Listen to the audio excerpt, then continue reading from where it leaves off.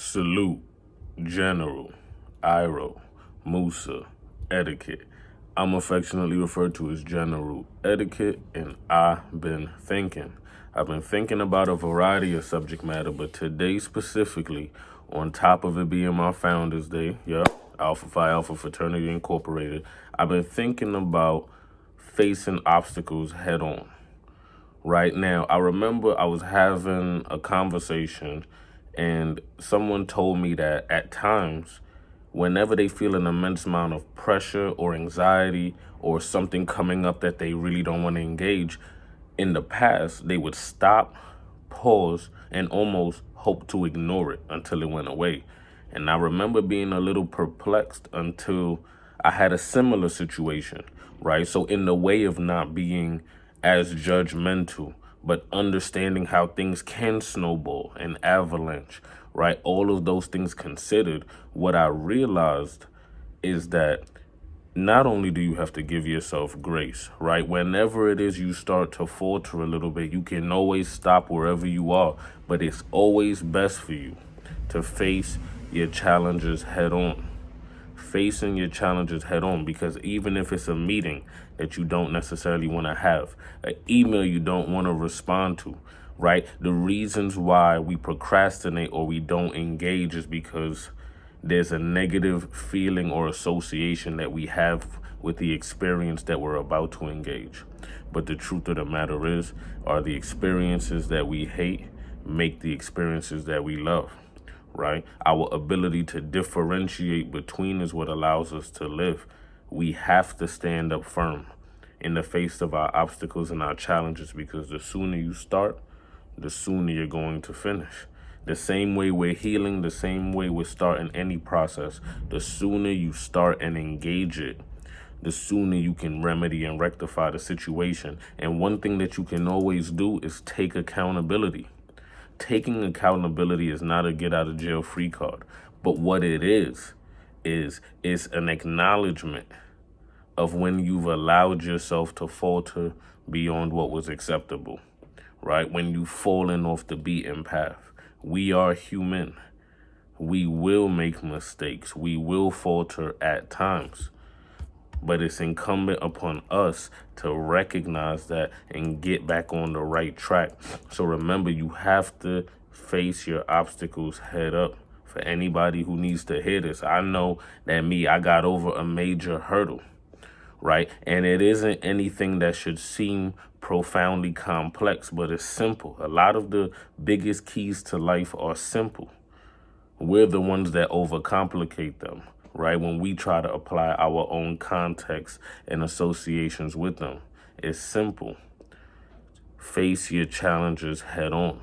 Face your challenges head on in order to get to the other side of your desired result sooner. The sooner you start, the sooner you're going to finish.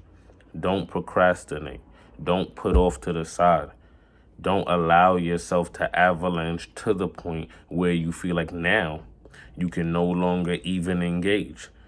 Because I've had that happen. Sometimes something will get away from you, and then a day will turn into 2 days. That turns into 3 days. That turns into a week. That turns into a couple weeks. And now you don't even really know how you've gotten to this point. And it could even seem a little embarrassing at times, right? And it's okay. It's okay. As long as you're willing to stop and recognize and get back on your track, you will be all right.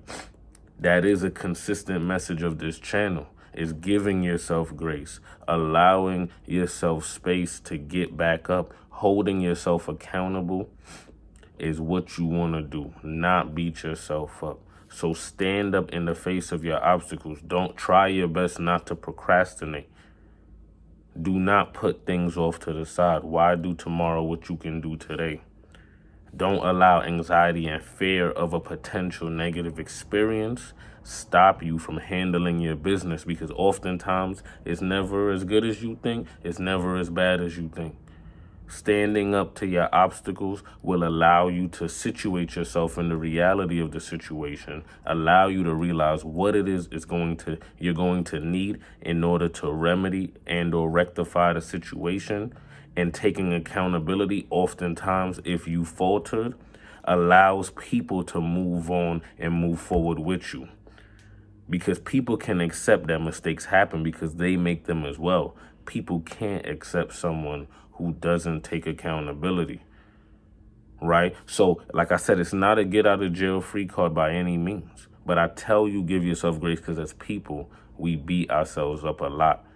And then we don't want to deal with things because of the negative stigmas and associations we have with it.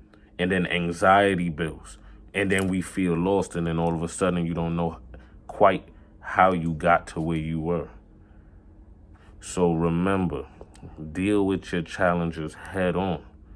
Tackle the things you don't want to do head on. Tackle them swiftly so you can enjoy more of your leisure time. Be aggressive about the things you don't want to do. Get them done. Try to get them done. Don't put off. Don't procrastinate. Why do tomorrow what you can do today? Get active. Get in the game. Work out. Drink water. If it's something that you know that you've needed to incorporate it, stop waiting. Stop waiting. Incorporate it today. Start to incorporate it gradually, but do something in the way of progression. Accountability is only good alongside and accompanied with changed behavior. It's no different than an apology, because it's an apology to yourself. You taking accountability is you saying, look, okay, we get it. Now it's time to get back on track. So if no one said it today, I'm proud of you. If no one said it, I love you. Man, if you see me, say what's up, but you probably won't because of the Rona. So I prefer you salute. General, Iro, Musa, etiquette.